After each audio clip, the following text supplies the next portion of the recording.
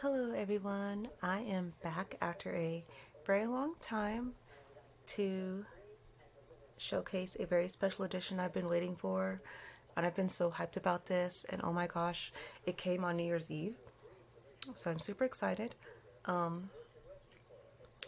So I did manage to get a Folk of the Air set from LitJoy crate. I did snag it when it went on public sale. I did not expect it to sell out that fast considering all their other special editions, usually last like a few months, and some of them are even still up now. But this sold out within 24 hours of public access. So I'm just very extremely grateful and satisfied. And just, I can't even begin. So I haven't actually looked at it yet. The only thing I did look at was when I opened it. It was extremely well packaged.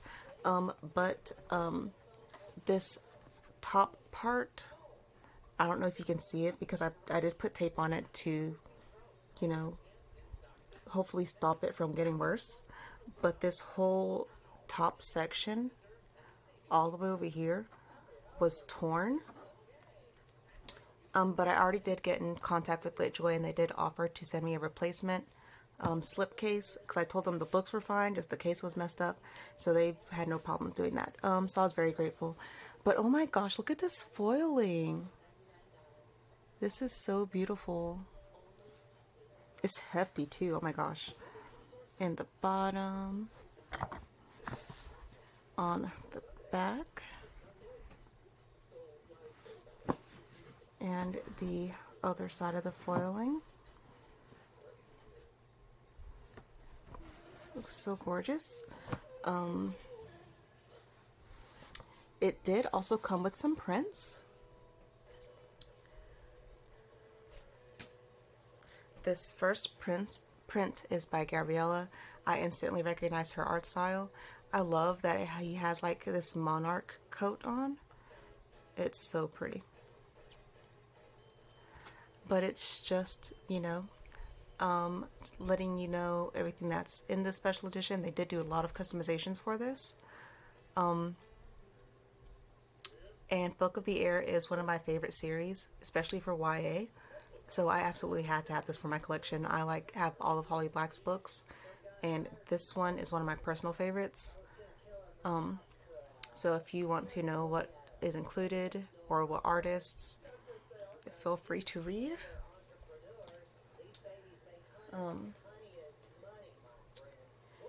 And then this little print here just has a description of Jude and Carden, which I thought was very interesting and neat. I did not expect either of these two prints to be included in the set, but this one was the pre-order print. If you managed to get it during the initial stock, it did come with this extra print. And they did say that they are going to try to get permission to reprint this series, this set. I don't know if it will go through, and I do feel bad for all the people that did not manage to get it because I feel exactly that same way with Illumicrate and Bridgerton. So fingers crossed for those that genuinely want it and not those that are scalpers that try to take away from those of us who already struggle to have a nice collection. So these are the books. They are absolutely gorgeous. They are naked hardbacks. I am, though, planning possibly to get some dust jackets for them because I know there are a few fan art sites that I know that are making some, and there's one specifically I'm looking out for that is by one of my favorite artists, so we shall see. So first we have the one that started it all, the Cruel Prince. Love the little acorns and stuff. The Chalice. I will be doing a reread of this series. just because I'm super excited to read like all the annotations that Holly added. So this is the end paper artwork, which drop dead gorgeous. You pretty much get to see Cardin's gang and then the family. I'm not gonna say anything. Not gonna say anything. But I have some choice words for Miss Twin. Oh, all the foiling, all the edges are gold sprayed. They're really pretty shiny.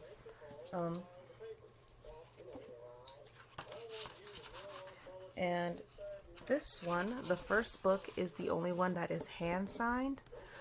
The rest are all digital printed signatures. But I do love that they also make this custom signature page just for these editions, which I thought was really nice. So here's a signature here. I'm assuming this must be the hand signature. And as I said, it's fully annotated. There are lots of random notes and tidbits throughout the chapters, which makes me very, very eager to just dive in and read it and see kind of her thoughts and whatnot on the series.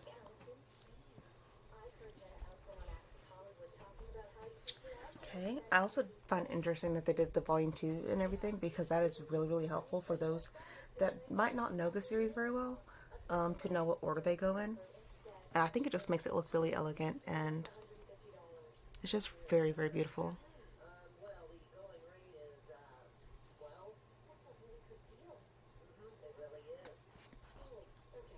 I also love how each cover is kind of symbolic of what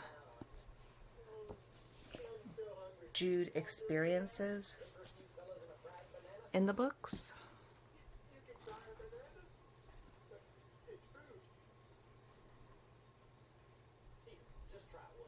Ours, I swear, she has such a gorgeous art style. Look at these jellyfish.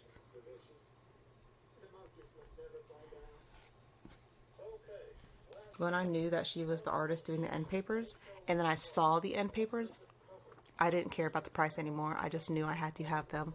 I knew that I would spend the rest of my life regretting it if I didn't. And by whatever mercy, I managed to snag them. I literally, as I had so many alarms set for when it was supposed to go on sale, because, okay, so that first page was the hand signature, because these are the printed ones. They're all the same on this one. But yes, I had so many alarms set, so many calendar reminders, everything. I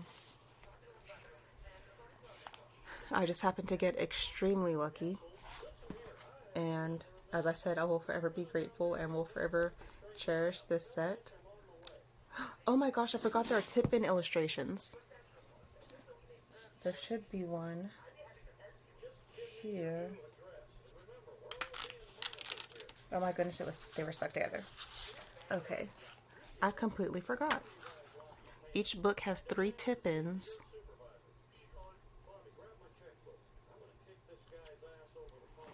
And it completely slipped my mind.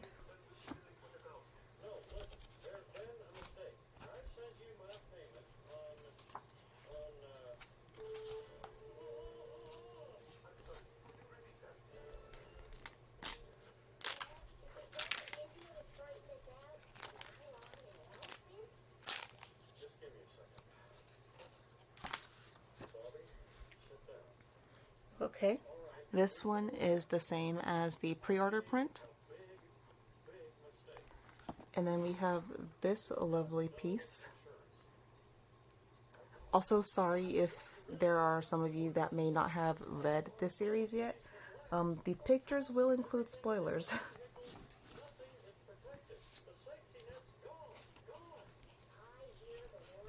So yes, let me try to find the rest of the tip-in pages. Okay, here's one. Oh, this is beautiful.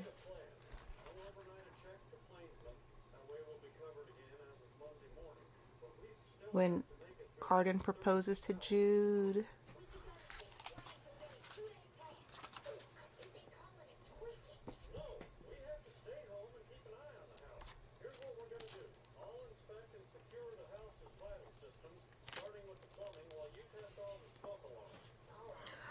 When she gets taken down into the depths. Oh my gosh. I can't wait to reread this. Like, oh my goodness.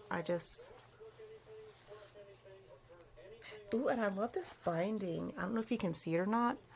But it is a sew-in binding, which makes it so much sturdier and less likely to fall apart over time. Although I am the type of person where anytime I'm reading, I rarely ever lay a book completely flat out like this just because I'm so worried about damaging the spine. Whether it's paperback or hardback, I'm always like that. Always like read it as closely as I can just to like minimize damage. But yes, this is that gorgeous print. So this is also one of the tip-ins. Okay, so that should be all 3 for this book. Okay, Queen of Nothing. Now I will say a lot of people were a little disappointed that these editions didn't come with Carden's letters, but Holly did manage to get permission to actually release digital copies of the letters that you could just easily download. So if you didn't know that, please go do it.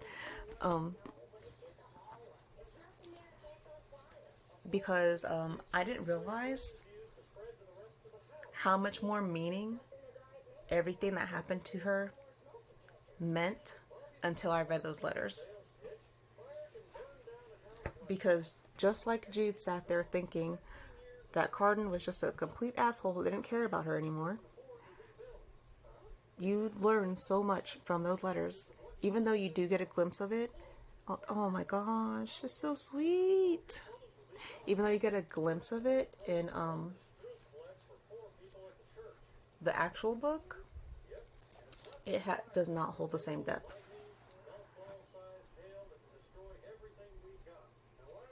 So gorgeous. I love their story so much. Like,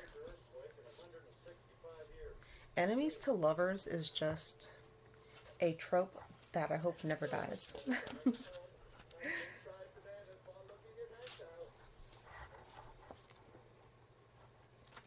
Okay, let me find the tip in. Okay, another 2-page spread.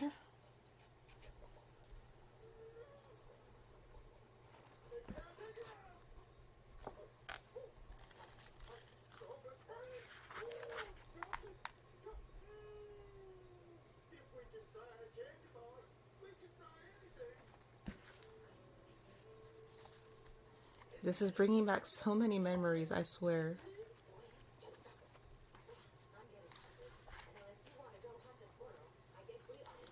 I remember when I first read Folk of the Air, it was one of those few books where I read the entire series like within a few days just because I was so addicted to it. Like, I would be up at 3 o'clock in the morning reading what I can, switching back and forth between my digital copy and my physical copy because it was just so good. I needed to know what happened next. And I know it's also one of those series that a lot of people are like, oh, it's so overrated. I like so-and-so better. But it's still so good. So I do have paperbacks of these 3. I do not have a physical copy of The King of Elfame. So I'm really glad. Another reason I'm really glad I have this set. This does not have any extra tip-in illustrations or anything like that. But from what I gather, it does include information about the... Ooh, it is still annotated. Well, that's nice to know. But it does include information about the drawings for the tip-in art as well.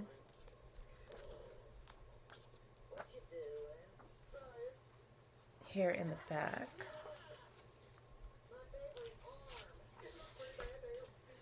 Okay.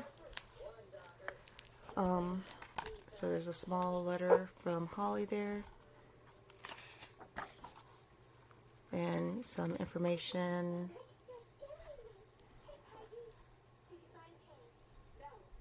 And I guess her thoughts as well on all the different art that was included in this set, which I'm really curious to know what she thought, if it was how she sees the characters, all those kind of things.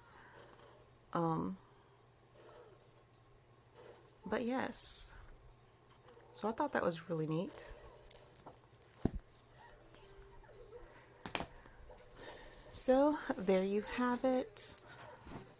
LitJoy, thank you for giving us such an amazing collection. I never in my entire life thought that we would get a collection this gorgeous from them, or from anyone really. I know a few other companies have done special editions, but this, I feel, if you are a true fan of Holly Black, and if you truly enjoy the Folk of the Air series and really want to just experience that love for it again, but also kind of get a better understanding of the characters from the author's point of view, this is definitely a must for every fan. And I can't wait to reread it and read all of Holly's thoughts and her insight on this, whether it's just from her feeling anxious about how the chapters turned out, or whether she had a different idea of how certain scenes should have been interpreted, or wondering how they would come off. But either way, I'm so absolutely grateful for this set, and I can't wait to dive back into it. So I hope you guys enjoyed, and I will see you next time.